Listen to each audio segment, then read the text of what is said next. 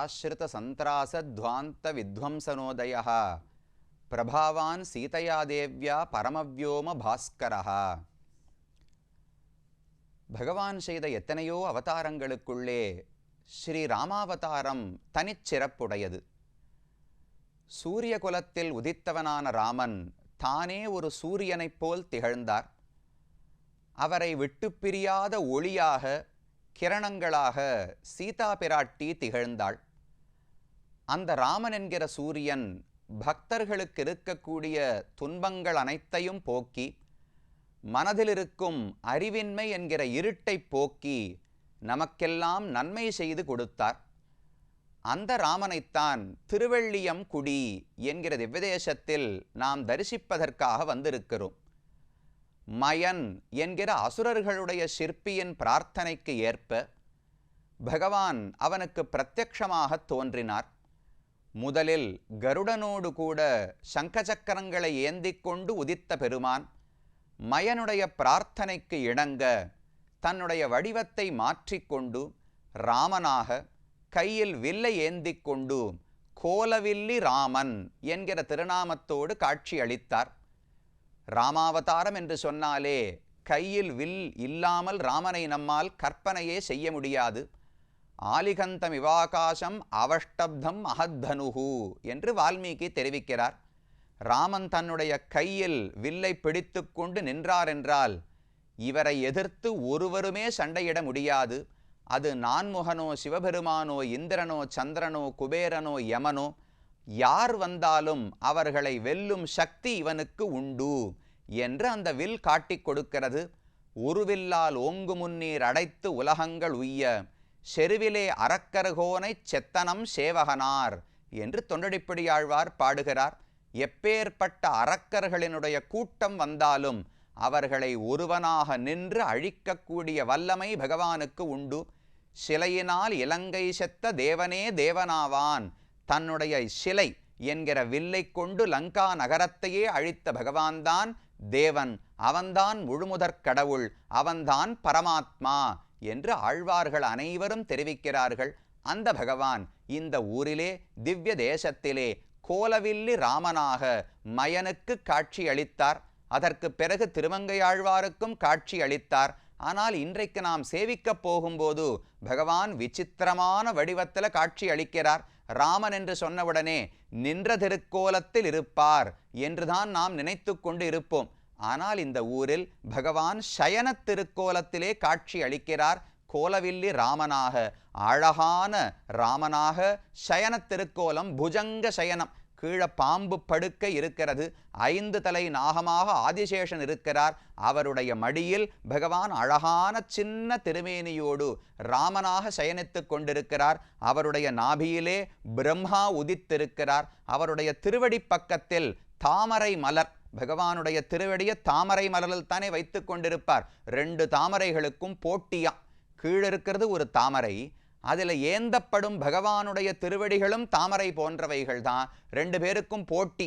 யாருக்கு இனிமை அதிகம், யாருக்கு அழகு அதிகம், யாருக்கு பெருமை அதிகம் என்றால் திருவடிகள்தான் ஜெயித்தன. ஊர் தாமரை உலகத்து தாமரை தோற்றுவிட்டது. தோத்தவர்கள் ஜெயித்தவர்களை தலையால தாங்க வேண்டுமல்லவா? அதனால்தான் தாமரை ஆசன பத்மம் என்கிற தாமரை பகவானுடைய திருவடிகளை எப்போதும் தாங்கிக் கொண்டிருக்கின்றனவாம். அப்படி அழகான திருவடிகளை நீட்டிக்கொண்டு ராமபிரான் புஜங்க சயனத்தில் சேவை சாதிக்கிறார். இன்னொரு சிறப்பென்ன தெரியுமா?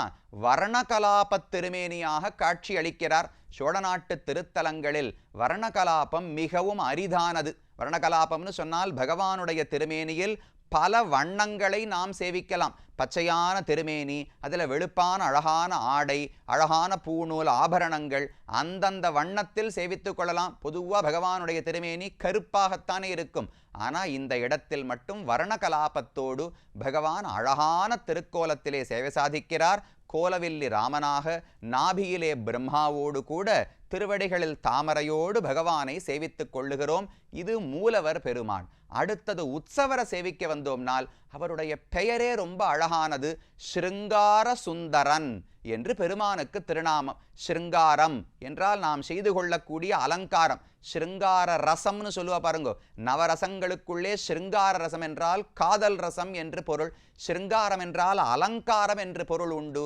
ஸ்ருங்கார சுந்தரன் பகவான் அழகாகத்தான் அலங்காரம் செய்து கொண்டு நம்முடைய மனதையும் நம்முடைய கண்களையும் கவரும் வண்ணத்தில் இருக்கிறாரோ இல்லையோ. பெருமானுடைய திருமேனியை கவச்சம் களைந்து சேவித்தோம் என்றால் ரொம்ப பழைய திருமேனி, அவரை பார்த்தாலே ரொம்ப மெலிந்து போயிருப்பார், திருமேனியெல்லாம் அரிச்சு போயிருக்கும். பார்த்தாலே இவர் ரொம்ப பல யுகங்களாக இங்கு இருந்திருக்க வேண்டும். கீழே பார்த்தோமே, பிரம்மபுரம், ஐந்திரபுரம், பராசரம், பார்கவம் என்று ஒவ்வொரு யுகத்திலும் இந்த ஊருக்கு வெவ்வேறு பெயர்கள் உண்டு. பலரும் இந்த ஊரிலே பகவானை வந்து தரிசித்திருக்கிறார்கள். அந்த பழைய திருமேனி என்பது அந்த பெருமான சேவித்தாலே தெரிந்து கொள்ளலாம். கவச்சத்தோடு பகவானை சேவித்தோம்னால் ரொம்ப அழகான திருமேனி, வெள்ளி கவச்சத்தை சாத்தி கொண்டு பெரிய செங்கோலை கையில் பிடித்து கொண்டு பகவான் காட்சி அளிக்கிறார். ஸ்ருங்கார சுந்தரன். பெருமானுக்கு அலங்காரத்தில் தான் எப்பவுமே விருப்பம். பொதுவாக வேடிக்கையாக சொல்லுவா, அலங்கார பிரியோ விஷ்ணுஹு அபிஷேக பிரியா சிவஹா என்று சொல்லுவார்கள். சிவபெருமானுக்கு எப்பவுமே அபிஷேகம், குளித்து கொண்டே இருக்க வேண்டும். அதனால்தான் நாம பண்ணுவோமோ இல்லையோ, திருமஞ்சனம் பண்ணுவோமோ மாட்டோமோன்னு சந்தேகம். கங்கையை கொண்டு வந்து தலையில அவரே வச்சுட்டார். கங்காதரன்னு சொல்றோமோ இல்லையோ, தலையில் எப்போதுமே கங்கை இருக்கிறாள், குளித்து கொண்டே இருக்கலாம். அபிஷேகத்துல அவருக்கு பிரீத்தி உண்டு. திருமாலுக்கு அபிஷேகத்திலெல்லாம் பிரீத்தி கிடையாது. ஏதோ வாரத்துக்கு ஒரு நாள், மாசத்துக்கு 2 நாள் குளிச்சா போரும். ஆனா அலங்காரம் மட்டும் தினமும் தினமும் புதுசு புதுசா பகவான் செய்து கொள்ளுகிறாரே, அந்த அலங்காரத்தில் ஆசை உண்டு. அதனால் தான் ஸ்ருங்கார் பண்ண அழகாவும் இருக்கு. இப்ப நாம கூட தான் ஆசைப்படலாம், நன்னா அலங்காரம் பண்ணிக்கணும்னு. வைராட்டியலை கூட வாங்கி போட்டுக்கலாம், போட்டா கழுத்து பார்க்கும்படி இருக்கணுமோ இல்லையோ. நன்னா வளையல் எடுத்து போட்டுக்கலாம், வளையல் அணிந்து கொள்ளும்படி கை அழகாக இருக்கணுமே. பகவானுக்கு எத்தனை ஆபரணங்களை சமர்ப்பித்தாலும் பொருந்தும். சர்வபூஷண பூஷாருகாகா என்று ஹனுமான் ராமனை கொண்டாடுகிறார். ராமனுடைய கை அழகு, தோள் அழகை சேவித்தவர், ஐயோ இந்த தோளுக்கு எத்தனை ஆபரணங்கள் போட்டாலும் தகும். ஆபரணங்களால பகவானுக்கு அழகு கிடையாது, அவருடைய தோளில் சேர்ந்தால் ஆபரணங்களுக்கு அழகு கிடைக்கும். ஆபரணங்களுக்கு அழகு கொடுக்கும் பெருமான்னு பகவானுக்கு திருநாமம் உண்டு. நாமெல்லாம் ஆபரணம் போட்டுக்கொள்வது அழகே இல்லை, கொஞ்சம் அழகா காட்டிக்கொள்வதற்காக. பகவானுக்கு ஆபரணம் இல்லாத நிலை, இயற்கையான திருமேனி தான் ரொம்ப அழகு. அப்ப எதுக்கு ஆபரணம் போடுறோம்னால், அந்த அழகை எல்லாரும் பார்த்தா கண்ணெச்சில் பட்டுடுமோ இல்லையோ, அந்த அழகை குறைப்பதற்காக, திருமேனியை மறைப்பதற்காகத்தான் அலங்காரம் எல்லாம் பகவான் செய்து கொள்ளுகிறார். அப்படி ஸ்ருங்கார சுந்தரனாக இந்த திருக்கோலத்தோடு காட்சி அளிக்கிறார். இந்த ஊர் தாயாருக்கு மரகதவல்லி தாயார் என்று திருநாமம். பகவான் கோலராமன், அழகான ராமன் என்றால் சற்றும் சளைக்காதவள் தானே தாயாரும். பகவானுக்கு அழகிலும் சரி, பண்புகளிலும் சரி, பெருமையிலும் சரி, எல்லா விதத்திலும் நிகரானவள். அதனால மரகதவல்லி தாயாரோடு கோலவில்லி ராமன் சேவை சாதிக்கிறார். இதே ஊரில் தாயார் அழகோடு காட்சி அளிக்கிறார். அபயஹஸ்தம் வரதஹஸ்தத்தோடு தாமரைகளை ஏந்தி கொண்டு தாயாரையும் சேவித்து கொண்டோம். இந்த ஊரில் 4 தீர்த்தங்கள், ஊரு புஷ்கரணி கிடையாது. சுக்ர தீர்த்தம், பிரம்ம தீர்த்தம், இந்திர தீர்த்தம், பரசுராம தீர்த்தம் என்று 4 புஷ்கரணிகள் இந்த ஊரிலே இருக்கின்றன. விமானத்துக்கு புஷ்கலாவர்த்த விமானம் என்று பெயர் வழங்கப்படுகிறது. புஷ்கலம் அப்படின்னாலே செழிப்புன்னு அர்த்தம். இதை தரிசிப்பவர்களுக்கு எல்லா விதமான நன்மைகளையும் பகவான் கொடுக்கிறார். இந்த விமானமே கொடுத்து ரட்சிக்கிறது. அதனால புஷ்கலாவர்த்தக விமானம் என்று விமானத்துக்கு பெயர். ஊர் விருட்சம், ஸ்தல விருட்சம் இருக்கணுமே. அது எதுன்னு பார்த்தால் கதலி விருட்சம். கதலினா வாழை, குறிப்பாக செவ்வாழை மரம்.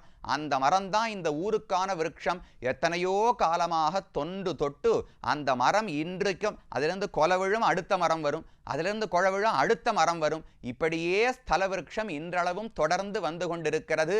திருமங்கையாழ்வாரே பாடுறார், இந்த ஊரில் வாழை மரங்கள் நிறைய இருக்கும் என்று திருமங்கையாழ்வாரே இந்த பாசுரங்களிலே பாடுகிறார். இந்த ஊருக்கு மங்களாசாசனம் செய்தவர் திருமங்கையாழ்வார் தான். 10 பாசுரங்கள் தன்னுடைய பெரிய திருமொழியில் 4ஆம் 10 10ஆம் திருமொழி 10 பாசுரங்களாலே இந்த பெருமானை பார்த்து ஸ்தோத்திரம் செய்கிறார். ஆய்ச்சியர் அழைப்ப வெண்ணெய் உண்டு ஒருகால் ஆலிலை வளர்ந்த எம்பெருமான் பேச்சியை முலை உண்டு இணை மருது இருத்து பெருநிலம் அளந்தவன் கோயில் காய்த்த நீள் கமுகும் கதலியும் தெங்கும் எங்குமாம் பொழில்களின் நடுவே வாய்த்த நீர் பாயும் மண்ணியின் தென்பால் திருவெள்ளியம் குடியதுவே. பெருமான முக்கியமா பாடல, அவர் இருக்கிற ஊர் திருவெள்ளியங்குடி, அதுவே திருவெள்ளியங்குடி என்று ஊரையே கொண்டாடி பாடுகிறார். அப்ப பகவானுக்கு எத்தனை பெருமை உண்டோ அவன் இருக்கக்கூடிய திவ்ய தேசத்துக்கு அதே அளவு பெருமை உண்டு என்று ஆழ்வாருக்கு எண்ணம். பகவான் எப்படி இருக்கிறார்? ஆய்ச்சியர் அழைப்ப வெண்ணெய் உண்டு.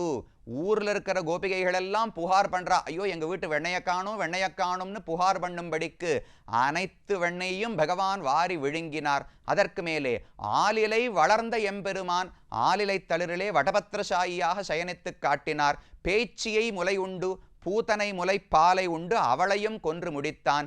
இணை மருது இருத்து 2 மருத மரங்களுக்கு நடுவிலே போய் அவர்களுக்கும் சாப விமோசனம் கொடுத்தான். பெருநிலம் அளந்தவன் திரிவிக்ரமாவதாரம் செய்து இந்த உலகத்தையே அளந்தானே, அந்த பெருமான் இருக்கக்கூடிய கோயில் எது தெரியுமா?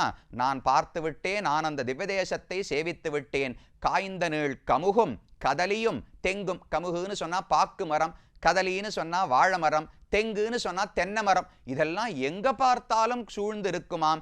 எங்குமாம் பொழில்களின் நடுவே வாய்த்த நீர் பாயும் மண்ணியின் தென்பால். மண்ணின்னு இங்க ஒரு ஆறு ஓடுகிறது. அந்த ஆற்றுக்கு தெற்கு புறம் அழகான சோலைகளால் சூழப்பட்ட திருவெள்ளியம் குடியதுவே என்று இந்த ஊரை பற்றி திருமங்கையாழ்வார் பாடுகிறார். ஊர் பெருமாளுக்கு பேர் சொல்லணுமே, ஆழ்வாரே பாடுகிறார் கோலவில் இராமன் என்று. காற்றிடை பூளை கரந்தென அறந்தை உற கடலரக்கரதம் சேனை கூற்றிடை செல்ல கொடுங்கணை துறந்த கோலவில் இராமந்தன் கோயில். கோலவில் இராமன், கோல என்கிற அழக வில்லுக்கும் சேர்த்துக்கலாம், ராமனுக்கும் சேர்த்துக்கலாம். ராமனுடைய கையில் இருக்கிற வில்லே அழகுதான், அதை சேவித்துண்டே இருக்கலாம், பார்த்துட்டே இருக்கலாம். அவ்வளவு திருடமாக மக்களுக்கு பக்தர்களுக்கு நம்பிக்கை அளிப்பதாக இருக்கிறது. இந்த வில்லுக்கு கீழே உலகமே அடங்கிவிடும். இந்த வில்லை எதிர்த்து யாரும் என்னை பாதிக்க முடியாதுன்னு உறுதி பிறக்கிறதே, அந்த வில்லுக்கும் அழகு, அந்த விற்பிடித்த வீரனான ராமனுக்கும் அழகு. அப்படி கோலவில் ராமனாக இந்த ஊரிலே பகவானை கண்டேன் என்று திருமங்கையாழ்வார் பாடுகிறார். இன்னொரு பாசுரத்தில் சொல்றார், ஒள்ளிய கருமம் செய்வன் என்று உணர்ந்த மாவலி வேள்வியில் புக்கு தெள்ளிய குரலாய் மூவடி கொண்டு திக்குற வளர்ந்தவன் கோயில். அள்ளியம் பொழில்வாய் இருந்து வாழ் குயில்கள் அரி அரி என்று அவை அழைப்ப வெள்ளியார் வணங்க விரைந்தருள் செய்வான் திருவெள்ளியம் குடியதுவே. கீழே பார்த்தோமே மகாபலியினுடைய சரித்திரம், அதை அப்படியே சொல்றார். மகாபலியினுடைய வேள்விக்கு போய் 3 அடி மண் வாங்கி உலகத்தையே அளந்தாரே திரிவிக்கிரமன், அவர் இருக்கக்கூடிய கோயில் எது? வெள்ளியார் வணங்க விரைந்து அருள் செய்வான். வெள்ளியார்னு சொன்னா சுக்கராச்சாரியர், அவர் தானே இங்கு வந்து தவம் செய்து பிரார்த்தித்தார். அவருக்கு விரைந்து அருள் செய்வான். உடனடியாக அருள் புரிந்த பகவான் இருக்கும் ஊர் திருவெள்ளியம் குடியதுவே. இந்த ஊர் எப்படிப்பட்டதுன்னா, இந்த ஊர்ல குயில்கள் எல்லாம் இருக்குமே. காலையில எழுந்தவொடனே குயில்கள் எல்லாம் வேற எந்த பாட்டும் பாடாதாம். வாழ்குயில்கள் அரி அரி என்று அவை அழைப்ப. பகவானுடைய திருநாமம் ஹரி என்கிற அழகான திருநாமம் இருக்கு, 2 எழுத்து. அந்த திருநாமத்தை குயில்கள் எல்லாம் ஹரி ஹரி ஹரி ஹரி என்று எல்லா திசைகளிலும் பாடிக்கொண்டே இருக்குமாம். அப்பேற்பட்ட ஊர் திருவெள்ளியங்குடி என்று திருமங்கையாழ்வார் பாடுகிறார். திருமங்கையாழ்வாருக்கும் ராமனாகவே காட்சியளித்தார். இங்கிருந்து சற்று தொலைவில் தான் சேங்கனூர் என்கிற ஊர் இருக்கிறது. அங்குதான் பெரியவாச்சான் பிள்ளை என்கிற உயர்ந்த ஸ்ரீவைஷ்ணவ ஆச்சாரியர் பிறந்தார். 4000 பாசுரங்கள், நாமெல்லாம் ஆழ்வார் பாசுரம்னு பார்க்கிறோமே, இதுக்கெல்லாம் வியாக்கியானம் இயற்றினவர் பெரியவாச்சான் பிள்ளை. அவருடைய அவதார ஸ்தலமும் இங்கு அருகில்தான் இருக்கிறது. இதெல்லாம் திருவெள்ளியங்குடியினுடைய சிறப்புகள். பிள்ளை பெருமாள் ஐயங்கார் தெரிவிக்கிறார், காலளவும் போதா கடல் ஞாலத்தோர் கற்ற நூலளவே அன்றி நுவல்வாரார் கோலப் பருவெள்ளியங்குடியான் பாதக ஊன் மாய்த்த திருவெள்ளியம் குடியான் சீர். திருவெள்ளியங்குடியில் இருக்கிற பெருமானுடைய சீர், அவருடைய குணங்களை யார் தான் சொல்ல முடியும்? வெறும் புத்தகத்தில் படித்து பார்த்து சொல்லக்கூடிய சீர் கிடையாது. உண்மையாக உணர்ந்து தியானித்து அனுபவித்து பகவானுடைய பெருமைகளை யார்தான் சொல்ல முடியும்? இந்த உலகமே அவருடைய திருவடிக்கு கீழே அடங்கிவிட்டது. அப்பேற்பட்டவன் பெருமையை யார்தான் உணர்ந்து சொல்ல முடியும் என்று இந்த பெருமானுடைய பெருமையை தெரிவிக்கிறார். அப்ப ராமபிரானே சயன திருக்கோலத்தில் கோலவில் ராமனாக புஜங்க சயனத்தில் காட்சியளிக்கிறார். அவரை திருவெள்ளியம் குடியில் சேவித்துக் கொண்டோம். அடுத்தது உயர்ந்த மற்றொரு திவ்யதேசத்தை நோக்கி நகர்வோம்.